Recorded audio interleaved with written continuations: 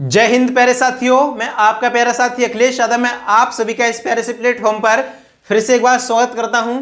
तो साथियों, इस क्लास में करने वाले हैं राज्य के नीति निर्देशक तत्व या राज्य के नीति निर्देशक सिद्धांत यानी डीपीएसपी को आज हम डिटेल में समझने वाले हैं। आज हम समझेंगे राज्य के नीति निर्देशक सिद्धांत या तत्व संविधान के कौन से भाग या अनुच्छेद में दिए गए हैं। तो साथियों, हम समझेंगे राज्य के नीति निर्देशक तत्वों का काम क्या होता है। सबसे पहले हम ये जानेंगे यानी राज्य के नीति निर्देशक सिद्धांत या तत्वों का काम जो होता है, एक कल्याणकारी राज्य की स्थापना करना है। यानी डीपीएसपी का अगर कार्य हमसे पूछा है क्या बताएंगे, तो एक कल्याणकारी राज्य की स्थापना करना नीति निर्देशक तत्व या डीपीएसपी का कार्य होता है। तो यहां देखेंगे हम राज्य के नीति निर्देशक तत्व या सिद्धांत क्या है। Directive principles of state policy क्या है। Directive principle of state policy DPSP की फुल फॉर्म है। ठीक है, अगर पूछा जाएगा कि भारतीय संविधान के कौन से भाग में डीपीएसपी की चर्चा की गई है,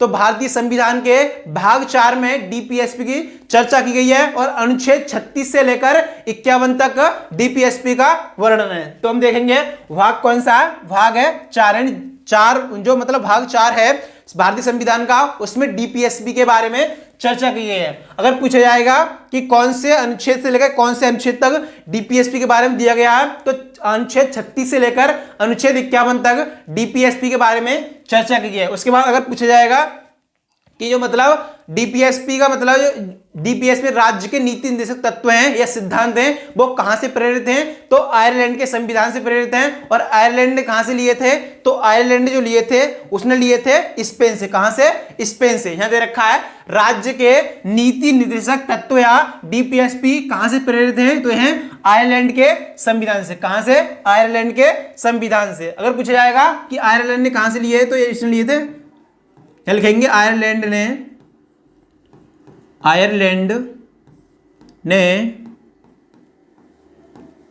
डीपीएसपी स्पेन के संविधान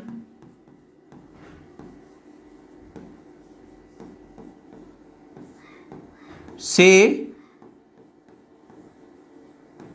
लिए। ठीक है, देखेंगे आगे इनका उद्देश्य क्या होता है। उद्देश्य मैंने आपको शुरू में बताया था, इनका उद्देश्य क्या है, कल्याणकारी राज्य की स्थापना करना। क्या है, कल्याणकारी राज्य की स्थापना करना, ये इनका उद्देश्य दे रखा है, कल्याणकारी राज्य की स्थापना करना, यानी कि to establish a welfare state. ठीक है, उसके बाद है कुछ कथन दे रखे हैं, यानी कि राज्य के नीति निर्देशक तत्व या सिद्धांत को किसने क्या कहा है, ये कुछ कथन दे रखे हैं। जैसे कि दे रखा है केटी शाह। कौन है, केटी शाह ने मतलब डीपीएसपी को क्या कहा, ये दे रखा है। तो जो मतलब केटी शाह थे, उन्होंने राज्य के नीति निर्देशक सिद्धांत को कहा था कि यह ऐसा चेक है जो बैंक की सुविधा के अनुसार अदा किया जाता है। अगर पूछा जाएगा कि राज्य के नीति निर्देशक तत्व या सिद्धांत बैंक का मतलब एक ऐसा चेक है जो बैंक की सुविधा अनुसार अदा किया जाता है, तो किसने कहा था, तो हम बताएंगे किसने, केटी शाह ने। यानी केटी शाह ने कहा था कि डीपीएसपी जो है वो एक ऐसा चेक है जो बैंक की सुविधा के अनुसार अदा किया जाता है। ये कथन हमसे पूछा जा सकता है, तो हम बताएंगे क्या, केटी शाह ने। ठीक है, नेक्स्ट बढ़ेंगे आगे। नेक्स्ट दे रखा है जी ऑस्टिन। जी ऑस्टिन ने डीपीएसपी को क्या कहा था, तो जी ऑस्टिन ने डीपीएसपी को कहा था, डीपीएसपी को संविधान की आत्मा कहा था। अगर पूछा जाएगा जी ऑस्टिन ने डीपीएसपी को क्या कहा, तो जी ऑस्टिन जो थे उन्होंने मतलब संविधान की आत्मा कहा था। किसको, डीपीएसपी को, राज्य के नीति निर्देशक सिद्धांत या तत्वों को। नेक्स्ट देखेंगे डॉक्टर भीमराव अंबेडकर ने क्या कहा है, तो डॉक्टर भीमराव अंबेडकर ने कहा है डीपीएसपी को भारतीय संविधान की अनोखी विशेषता, क्या, अनोखी विशेषता कहा था। अगर पूछा जाए कि राज्य के नीति निर्देशक तत्व सिद्धांतों को मतलब राज्य की अनोखी विशेषता किसने कहा था, तो हम बताएंगे न संविधान की अनोखी विशेषता किसने कहा था, वो बताएंगे doctor B are Ambedkar, Baba Saheb Bhimrao Ambedkar. ठीक है, नेक्स्ट बढ़ेंगे आगे।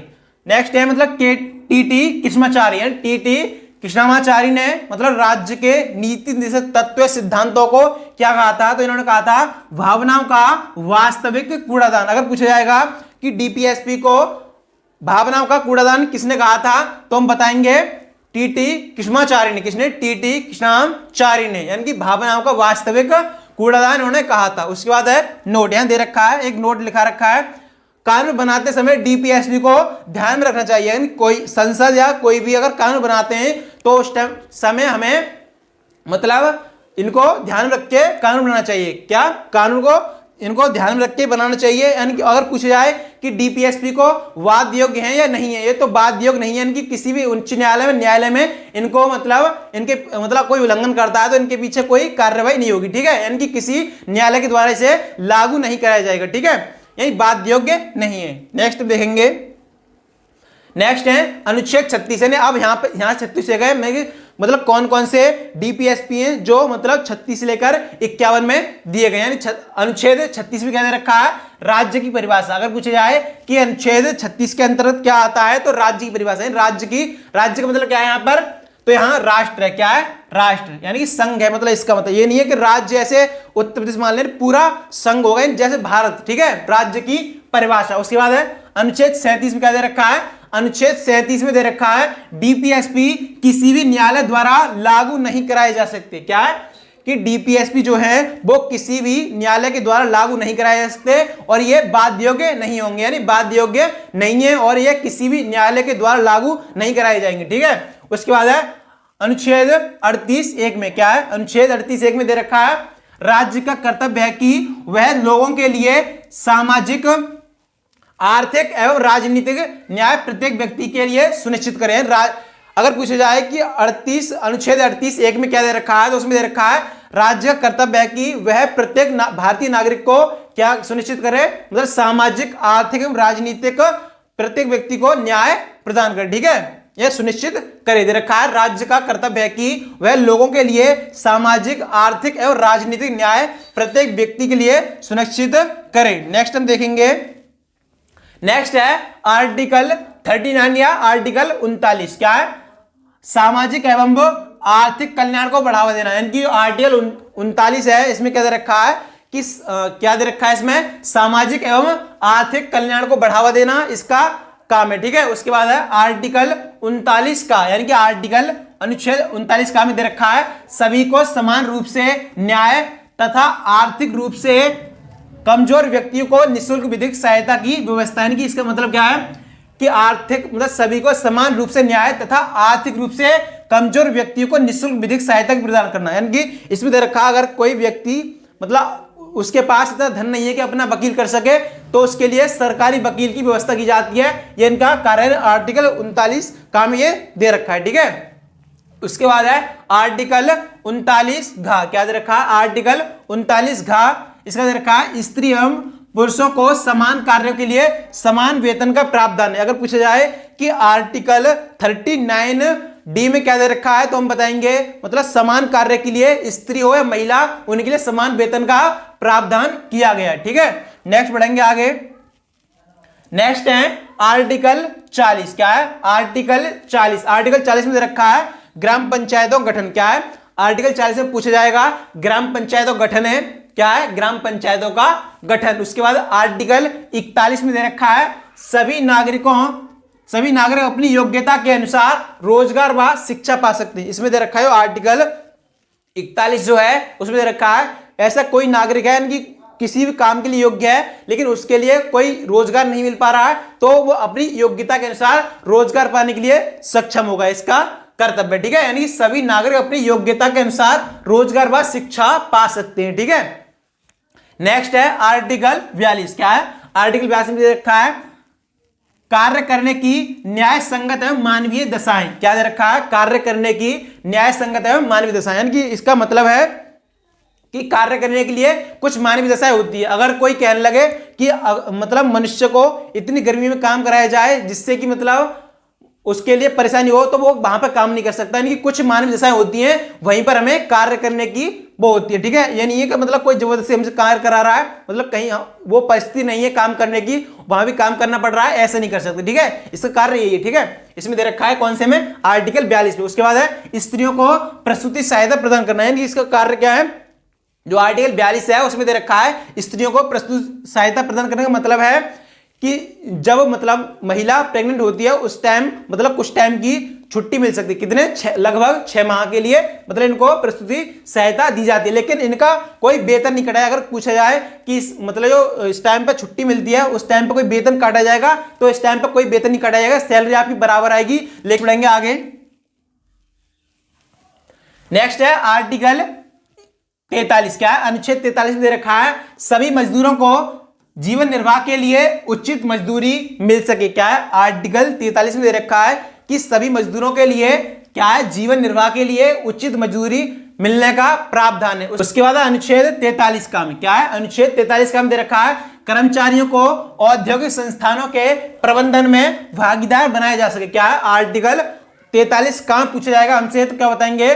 कर्मचारियों को औद्योगिक संस्थानों के प्रबंधन में भागीदार बनाया जा सके। उसके बाद आर्टिकल 43 का क्या है? अनुच्छेद 43 का में दे रखा है राज्य सहकारी समितियों का गठन कर सकता है। अगर पूछा जाए कि आर्टिकल 43 में क्या दे रखा है, तो राज्य सहकारी समितियों का गठन या निर्माण या मतलब क्या स्थापना कर सकता है। ठीक है, नेक्स्ट हम देखेंगे अनुच्छेद 44। यानी अनुच्छेद 44 में दे रखा है समान नागरिक सहायता। क्या है? समान नागरिक सहायता यानी कि यूसीसी। ठीक है, अगर पूछा है यूसीसी कौन से अनुच्छेद में दे रखी है, तो दे रखी है अनुच्छेद 44 या आर्टिकल 44 में। उसके बाद आर्टिकल 45 या आर्टिकल 45 में दे रखा है 6 वर्ष के कम आयु के बच्चों के लिए प्रारंभिक बाल अवस्था देखरेख और शिक्षा का अधिकार। अगर पूछा जाएगा कि आर्टिकल 45 में क्या दे रखा है, तो 6 वर्ष से कम आयु के बच्चे जो होते हैं उनके लिए मतलब क्या दे रखा है? प्रारंभिक बाल्यावस्था देखरेख और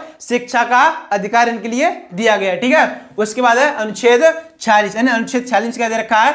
अनुच्छेद 46 में प्रावधान है कि एससी तथा एसटी के आर्थिक एवं शैक्षणिक विकास का प्रावधान। अगर पूछा जाए कि एससी तथा एसटी के आर्थिक एवं शैक्षणिक विकास का प्रावधान कौन से अनुच्छेद में है, तो वो है आर्टिकल 46 में। कौन से में? आर्टिकल 46 में। नेक्स्ट हम देखेंगे, नेक्स्ट है आर्टिकल 47। क्या है? आर्टिकल 47 में दे रखा है नशीले पदार्थों पर प्रतिबंध एवं पोषण स्तर में सुधार। यानी कि जो नशीले पदार्थ होते हैं उन पर प्रतिबंध लगाया जाएगा और पोषण स्तर में सुधार किया जाएगा। कौन से आर्टिकल में? यह है आर्टिकल 47 में। उसके बाद है आर्टिकल 48। यानी आर्टिकल 48 में है कृषि एवं पशुओं की सुरक्षा। क्या है?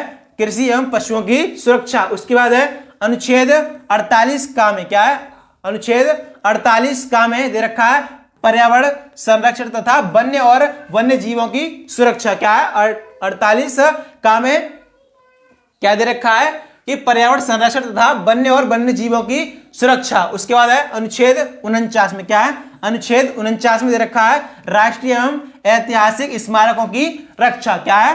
राष्ट्रीय एवं ऐतिहासिक स्मारकों की रक्षा। नेक्स्ट नंबर देखेंगे, नेक्स्ट दे रखा है अनुच्छेद 50 में। यानी अनुच्छेद 50 में क्या प्रावधान है? इसमें दे रखा है कार्यपालिका एवं न्यायपालिका को अलग करना। किसमें? यह है अनुच्छेद 50 में। अनुच्छेद 50 में प्रावधान है कार्यपालिका एवं न्यायपालिका को अलग करना। उसके बाद है अनुच्छेद 51 क्या दे रखा है? अंतरराष्ट्रीय शांति और सुरक्षा तथा भारत की विदेश नीति से संबंधित निदेशक तत्व। यानी साथियों आज हमने समझे डीपीएसपी के बारे में पूरी चर्चा की है, लेकिन मैंने थोड़ा फास्ट रिवीजन कराया यानी कि आपका कम समय में पूरा रिवीजन हो सके, इसलिए मैंने थोड़ा फास्ट कराया है। तो साथियों आज की क्लास आपको कैसी लगी ये कमेंट सेक्शन में जरूर बताना है। और मतलब जिस भी साथी ने हमारे चैनल को अभी तक सब्सक्राइब नहीं किया है वो चैनल को सब्सक्राइब करके बेल आइकन ऑन कर लेंगे, जिससे कि आपको सभी क्लासेस की नोटिफिकेशन टाइम के साथ मिलती रहे। तो साथियों मिलते हैं नेक्स्ट क्लास में, तब तक के लिए सभी प्यारे साथियों को जय हिंद।